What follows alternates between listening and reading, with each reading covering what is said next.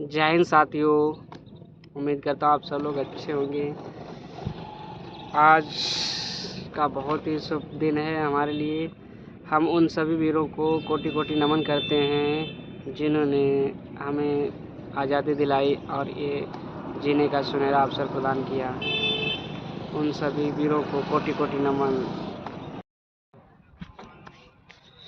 नमस्ते साथियों, welcome back to my YouTube channel. आप सभी का स्वागत है। उम्मीद करता हूँ आप सब लोग अच्छे होंगे। आप सभी को रिपब्लिक डे की हार्दिक शुभकामनाएं। आप सभी लोग जानते होंगे कि रिपब्लिक डे को रिपब्लिक डे क्यों कहा जाता है, तो मैं बताना मान्यवर सबसे बड़ी बात तो ये थी कि इसके ड्राफ्ट कमेटी के अध्यक्ष डॉक्टर भीमराव अंबेडकर साहब थे, जिनको हम बाबा साहब के नाम से भी जानते हैं, और हमारे लिए एक भगवान के रूप में थे, जिन्होंने इतना अच्छा सा संविधान, खूबसूरत सा संविधान बनाया है। हेलो साथियों, अब थोड़ा चलते हैं हम अपने इतिहास की तरफ, जहाँ से स्टार्टअप हुआ। एक खुशी मिली, ये जश्न का माहौल आज है, जो भी हर घर में तिरंगा लहरा रहा है। हम चलते हैं, जब अंग्रेज़ों ने बोला, अंग्रेज़ छोड़ के जाने वाले थे, जब लोगों ने फतेह कर ली थी, तब बोल रहे थे आप इसको चलाओगे कैसे, आपका कोई वास्तविक संविधान वगैरह कुछ तो है ही नहीं, लिखने वाला नहीं। इससे पहले जब कमेटी बनाई गई, उससे पहले भी इंग्लैंड का और जर्मनी का कुछ युद्ध हुआ था, इंग्लैंड और जर्मनी के बीच, जिससे इंग्लैंड को बहुत हानि पहुंची थी, सैनिक में और पब्लिक में कुछ ज़्यादा ही नुकसान हो गया था। तब उसमें दो पार्टियां थीं, शायद एक लेबर कम्युनिस्ट पार्टी, एक और कोई थी जो पहले थी। उसके बाद जो लेबर कम्युनिस्ट पार्टी बनी कि जब मेरी सरकार आएगी तब मैं भारत को पूरी तरीके से आज़ाद कर दूंगा। उसके बारे में ज़्यादा कुछ डिटेल में जानकारी करेंगे तो ब्लॉग बड़ा हो जाएगा, तो ठीक है, उसको आगे की जानकारी को थोड़ा कट ऑफ कर देते हैं। अपने मेन पॉइंट पे आते हैं। मेन पॉइंट ये कि जो हमारे लोग, जो हमारे सदस्य थे, ड्राफ्ट कमेटी के जो सदस्य हमारे थे, कुल टोटल सदस्य हमारे पास थे 389 थे। अखंड भारत के सारे सदस्य थे, ठीक है। उसके बाद कुछ मतभेद का चलते जो भी कुछ हुआ हो आपस में, वो तो हम सब नहीं जानते हैं। तो पाकिस्तान अलग हो गया। पाकिस्तान अलग हो गया तो कुछ उधर चले गए, तो मेरे पास टोटल हमारे पास 299 बच गए, 299 लगभग समथिंग हमारे पास मेंबर्स बच गए ड्राफ्ट कमेटी के। उसके बाद फिर थोड़ा थोड़ा करके कम होते गए, तो लास्ट में हमारे पास बांग्लादेश अलग हो जाने के बाद लास्ट में हमारे पास बचे थे 284, जिसमें कुछ हमारे पास 15 लगभग महिलाएं थीं। इन्होंने अच्छे से सब में मिलकर तैयार किया, और हस्ताक्षर होते होते संविधान उसमें विधानसभा में आते आते 284 लोगों के साइन हो गए। कुछ तो मतलब शहीद हो गए जो लिखने वाले थे, और जो लोग बचे उनके हस्ताक्षर शेष हो गए। हेलो दोस्तों, अब मैं लेके चलता हूँ अपने थोड़े इतिहास की तरफ, जहाँ से ये सब चीज़ें चालू हुई और कैसे क्या हुआ,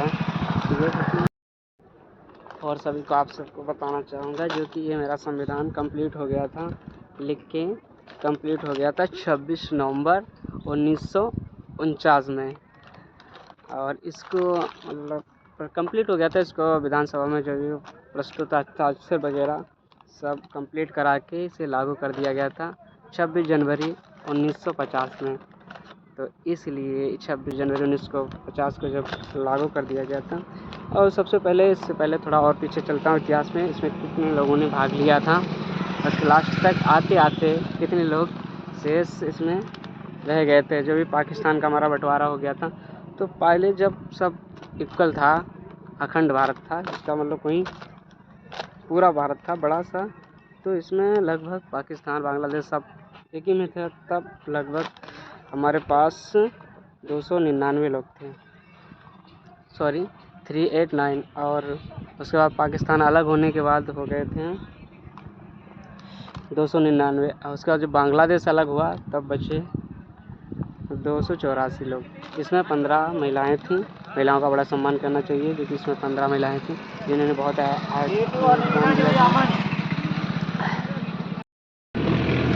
जिसे बनाने में लगभग 3 साल लग गए थे, जिसके ड्राफ्ट कमेटी के अध्यक्ष डॉक्टर भीमराव अम्बेडकर साहब थे।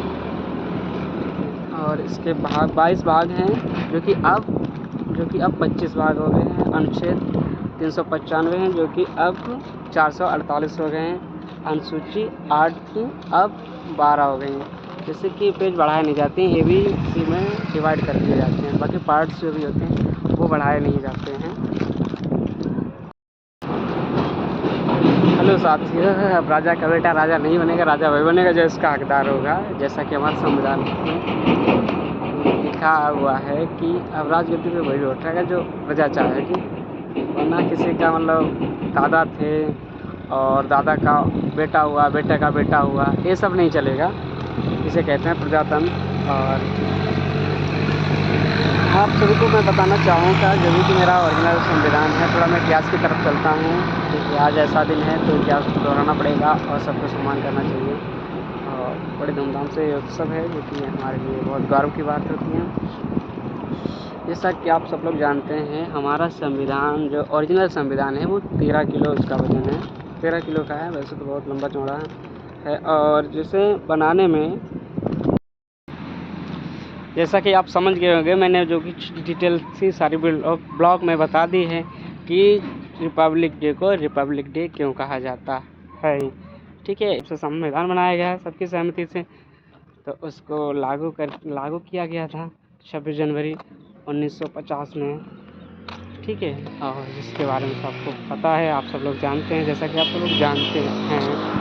ठीक है, और पहले वाला जो भी था वो चला गया कि अब राजा का बेटा राज नहीं करेगा, अब राज वही करेगा जो प्रजा चाहेगी। ठीक है साथियों, अब हमें दीजिए इजाज़त, हम अपने ब्लॉग को यहीं पर समाप्त करते हैं। अगर कोई गलती हो गई हो तो माफ़ करना साथियों, और कमेंट को लाइक शेयर करना कि क्या क्या मिस्टेक्स हुई हैं। अगली बार कोशिश करूँगा कि अच्छे से प्रेजेंट कर सकूँ। थैंक यू साथियों।